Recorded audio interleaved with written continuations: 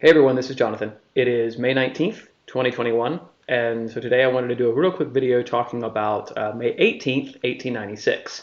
That was the day of the landmark decision Plessy v. Ferguson. And so for those of you who need a refresher from U.S. history, Plessy v. Ferguson was a court case that allowed and basically stated the constitutionality of the separate but equal idea in segregation. And so it was based upon a decision to uphold Louisiana's separate car law, which required that all railroad carriers intrastate had to maintain and keep a separate car for black people and or other minorities. And so this was obviously a landmark decision, and what it did was it very quickly exacerbated the separate but equal process that was going on and the continued segregation.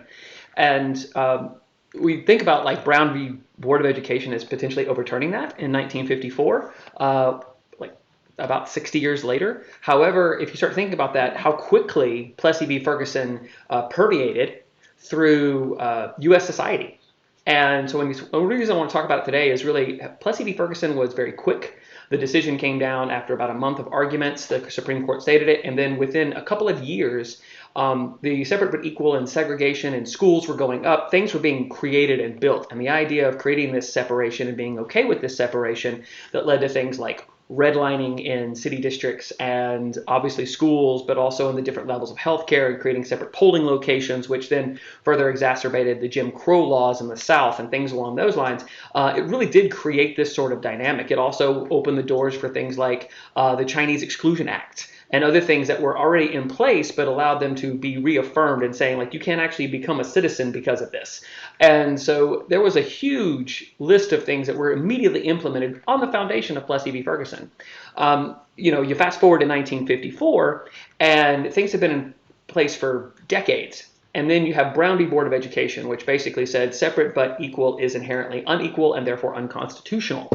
And so we start thinking about Brown v. Board of Education. That was 1954. You're looking at almost 70 years. So we've actually had Brown v. Board of Education longer than we had Plessy v. Ferguson as the constitutional standard when it comes to equality in the United States, at least from a Supreme Court interpretation.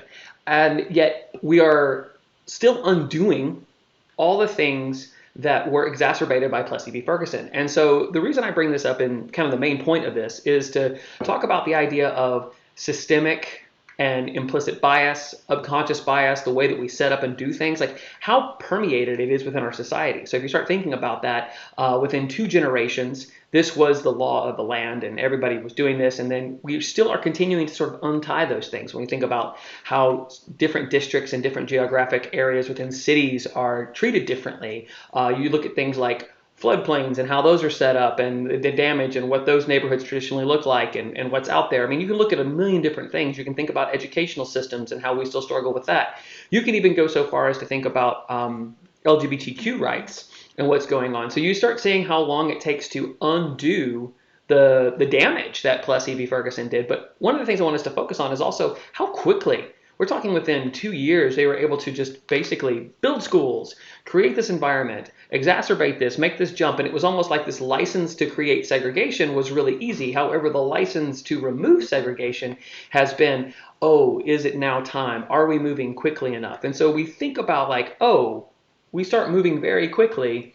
And if we undo something in 5 years, we're like, hey, this is a championship. This is a win. Congratulations. Look how fast we're moving. But the reality is we're not undoing something in 5 years. We're not undoing something that's been going on for a few years. We're doing something that's been going on for centuries. We've been doing something from the separate but equal that was honestly put into stone 125 years ago, and we're still undoing the damage from that, on top of things when we start talking about like just the overall, the enslavement and everything along those lines, all the way back to 1619 and even before then. So you start looking at the centuries of this. And so the big reason that I wanted to send this video was more just because Plessy v. Ferguson, it was 125th anniversary of that yesterday. Thought about doing something and figured I would just go ahead and shoot a real quick video and talk about it. But the idea of when we say like, are we moving too fast? Are we moving too fast? Well, when you talk to individuals, or you talk to whose lived experience has been based upon decisions that were made 125 years ago or even further back, and they're having to still live every day with that. The question is not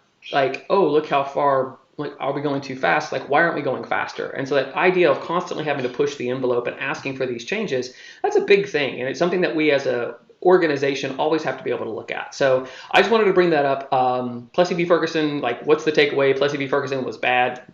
Segregation, bad. But really want you to kind of dig down a little bit further. There's a lot of great resources about Plessy v. Ferguson if you want to understand more details about that case. But also to understand what kind of built off of it. There's a lot of great resources out there. If you want to know those, hit us up directly. We're happy to do it at the DEI team. Thank you so much, and have a great day. Bye.